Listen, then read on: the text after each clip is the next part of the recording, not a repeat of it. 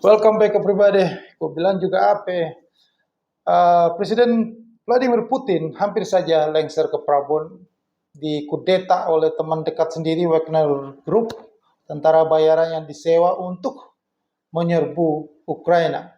Dapat serangan balik dari pimpinan Yevgeny Prigozhin, ya, Wagner Group, tentara bayaran. Kalau tidak ada campur tangan dari Presiden Belarus Alexander Lukashenko, maka tidak ada lagi Putin menguasai Rusia. Maka di sini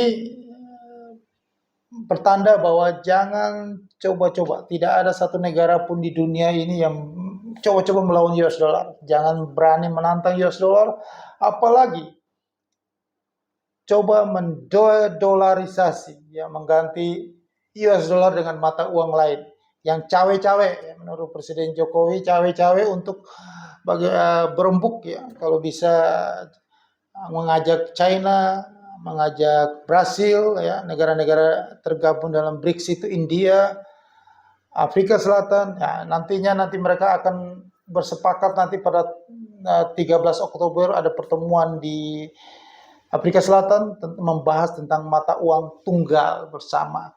Nah, sebelum hal itu terjadi, yang rencana mereka mau dedolarisasi, puncaknya membuat satu mata uang yang bisa menandingi, yang bisa meruntuhkan US dollar, bersaing dengan US dollar, belum sempat akan tercapai tujuan mereka, satu persatu akan diruntuhkan, ya, digoyahkan seperti Rusia yang sudah digoyang isu kudeta, ya. Antar lagi nanti kita bisa lihat di China, India dan lain-lain, ya.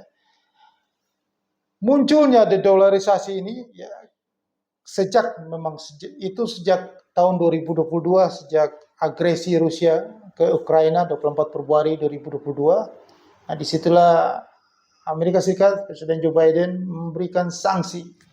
Nah, diikuti oleh negara-negara Eropa, NATO, yang memberikan sanksi ekonomi, ya.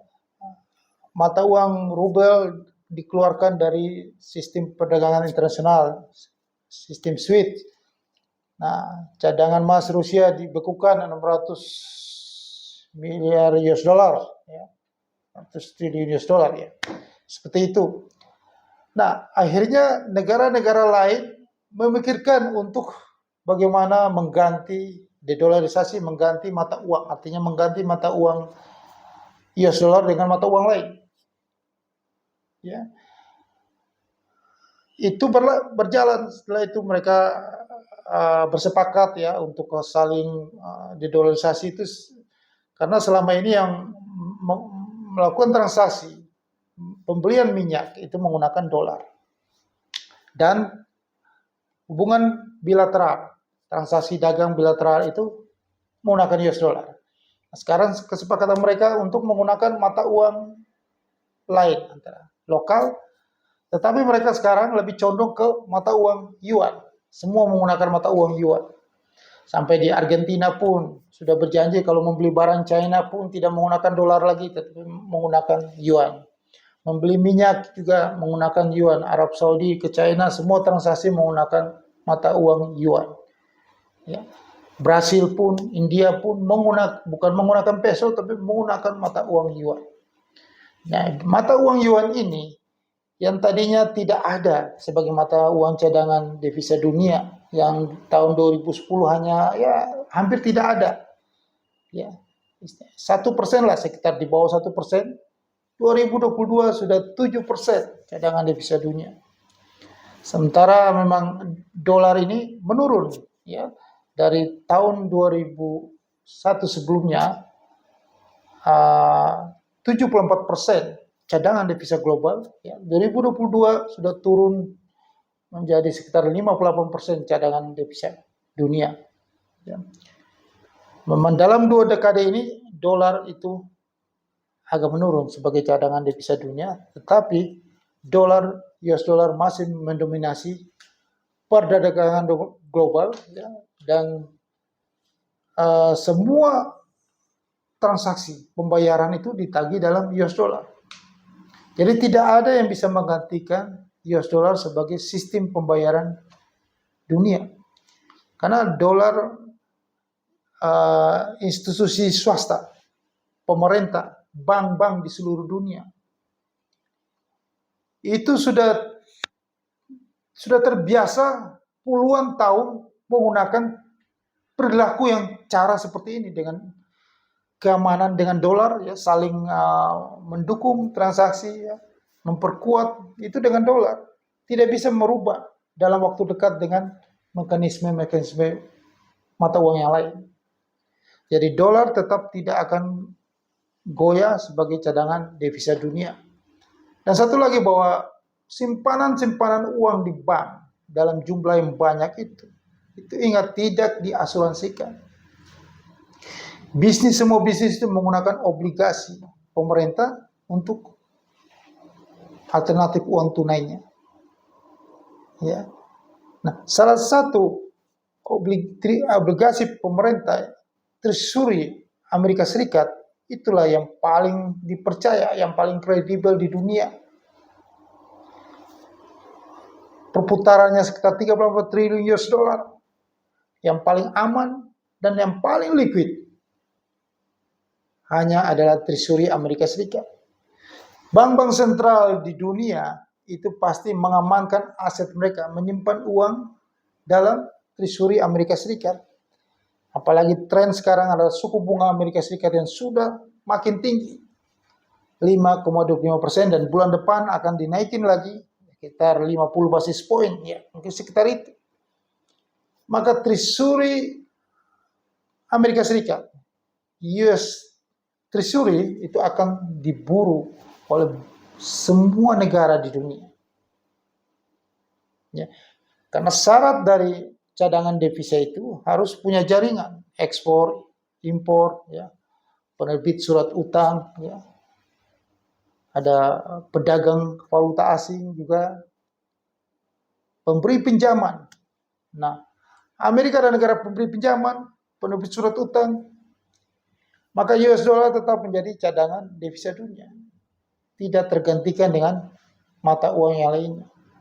Yuan bisa saja transaksi komoditi, ya, membeli minyak atau membeli barang-barang perdagangan menggunakan yuan. Tapi yuan tidak bisa mendaur ulang mata uang yuan itu menjadi obligasi. Ya. Karena satu, China adalah negara komunis, akan sangat sulit dalam hal pembukaan rekening atau aturan-aturannya tidak jelas. Nah, itulah yang membuat yuan itu tidak bisa menjadi cadangan devisa dunia. Hanya US dollar lah yang paling aman, paling kredibel. Di dunia ini hanya US Treasury, surat utang Amerika Serikat, dan yang paling kredibel, yang paling terpercaya. Surat utang di Eropa seperti Jerman pun masih di bawah, hanya 2,2 triliun. Sedangkan Amerika 34 triliun US dollar. Jadi Amerika lah yang paling dipercaya, tetap kredibel. Mungkin setelah selesai perang di Eropa, Rusia, Ukraina, maka US dollar akan kembali naik sebagai cadangan devisa dunia. Jadi tidak ada cerita dedolarisasi, tidak ada cerita mimpi China, Rusia, India, Brasil, South Africa, ya, ikuti oleh Arab Saudi dan negara-negara lain, Turki yang lain, Argentina, ikut bergabung dalam BRICS nanti pada Oktober 13 di South Africa nanti. Itu adalah proyek yang gagal. Itu akan sia-sia dan hal itu tidak akan terjadi. Tidak akan bisa menggantikan keamanan dari likuiditas, ya, kredibilitas dari US dollar sebagai cadangan devisa dunia. Ya. Amerika lah yang paling dipercaya, negara yang paling aman, ya. Negara demokratis, aturannya jelas. Sedangkan yuan, Anda tahu sendiri, ya, kagak jelas, ya. Jadi itu sudah selesai, dedolarisasi sudah selesai. Maka di sini saya mau kasih tahu kepada Anda semuanya bahwa ke depannya US dollar itu akan diburu. Maka dolar rupiah kita akan melemah. Kalau mau coba-coba dedolarisasi, maka akan sangat merugikan negara tersebut, termasuk kita Indonesia. Kalau mau ikut-ikutan dedolarisasi. Karena perlu diketahui bahwa segala macam komoditi di dunia, semua komoditi di dunia itu dipatok, ya standarnya adalah US dollar. Jadi kalau tidak menjaga cadangan dolarnya, maka kalau cadangan dolarnya tidak ada, maka mata uang negara itu akan melemah. Jadi ini kuncinya, bahwa dedolarisasi itu pasti gagal karena semua akan berpikir seperti kita di Indonesia. Kalau kita kita dedolarisasi, kita tidak lepas buang dolar, kita nggak menjaga cadangan devisa kita dalam dolar, berarti kita kekurangan dolar. Kalau kekurangan dolar, maka itu menyebabkan inflasi yang cukup tinggi. Dolar kita akan melemah terhadap US dollar. Barang-barang komoditi yang kita beli itu akan sangat mahal. Itu logika sederhana. Jadi jangan coba-coba main-main meninggalkan US dollar, ikuti yuan. Karena komoditi dunia, kita membeli minyak itu dalam US dollar, bukan dalam yuan. Semua dipatok dalam US dollar. Apapun juga. Kapas pun dalam US dollar, membeli kapas. Ya. Semua dalam US dollar. Jadi terpaksa negara-negara di dunia itu berusaha untuk mengumpulkan cadangan uang mereka di bank sentral dalam dolar, supaya negara mereka tidak terimbas inflasi karena mata uangnya melemah, dolarnya cadangan. Kalau artinya mata uangnya melemah, dolarnya naik karena mereka kekurangan dolar. Akhirnya mereka membeli barang dengan harga yang sangat tinggi, membuat negaranya makin terpuruk karena inflasi. Itu logika sederhana. Jadi bullshit, omong kosong, sia-sia Anda mengatakan ikutan rame Rusia dan Cina ya untuk meninggalkan. Itu hanya kampanyenya Cina, provokasinya Cina untuk bagaimana dia bisa bersaing dengan Amerika Serikat supaya mata uang yuannya jadi naik sebagai cadangan devisa dunia. Tapi Anda mau dimasukin dalam jebakan Batman-nya. Jadi dolar tetap menjadi cadangan devisa dunia. Tidak tergantikan karena alasan itu. Karena perdagangan dunia itu menggunakan US dollar. Perdagangan forex di dunia, di bank-bank di seluruh dunia itu sudah terbiasa perilakunya itu menggunakan US dollar. Tidak bisa digantikan perilaku itu dengan yang lain. Ya, setiap transaksi itu ditagih dalam US dollar. Itulah realita yang sebenarnya. Sistem perdagangan switch dari New York, itu perdagangan mata uang dunia itu di New York semuanya itu di bank di seluruh dunia global itu menggunakan US dollar transaksinya. Ya seperti itulah. Jadi selesai itu dedolarisasi itu. Nah sekarang dolar akan sangat menguat. Jadi Anda harus memborong US dollar.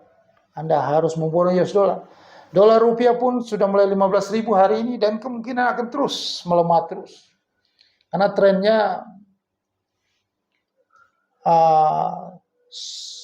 negara-negara di dunia berlomba-lomba menaikkan suku bunganya. Maka mereka akan terpuruk di dalam resesi. Dolar satu jalan simpanan yang paling aman. Jika terjadi sesuatu bencana ekonomi, maka uang itu bank akan diasuransikan, disimpan di safe haven. Safe haven adalah US dollar.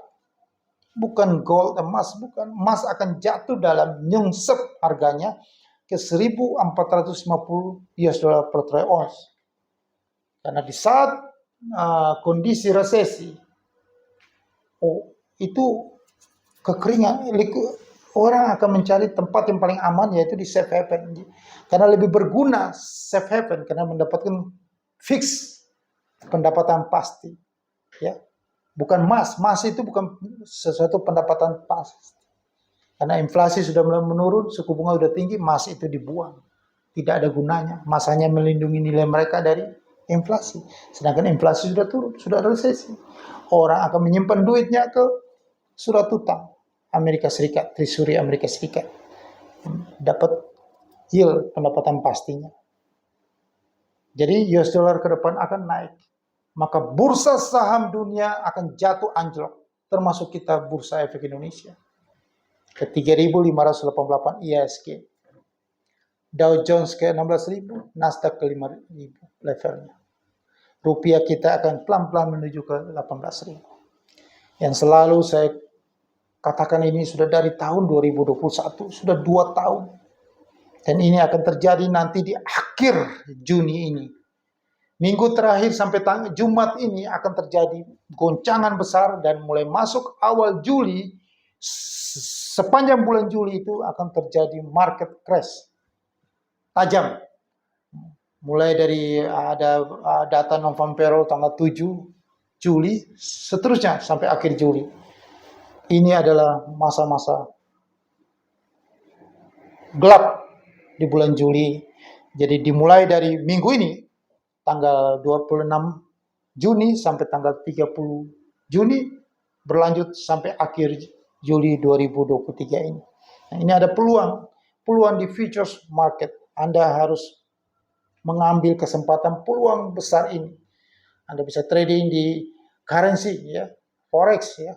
Anda bisa trading di commodity, gold atau oil atau macam-macam indeks saham, ya. Indeks saham Dow Jones, Nasdaq, Hang Seng Nikkei. Banyak sekali peluang di futures market. Di saat kondisi tidak pasti seperti ini, kondisi gelap seperti ini, Anda mendapatkan keuntungan besar di futures market. Segera hubungi saya. Kolom deskripsi di bawah video ini sudah saya sediakan email saya akan balas email Anda dan saya akan memberitahu Anda manfaat yang bisa Anda dapatkan di futures market. Jangan lupa subscribe channel YouTube ini. Sukses untuk Anda.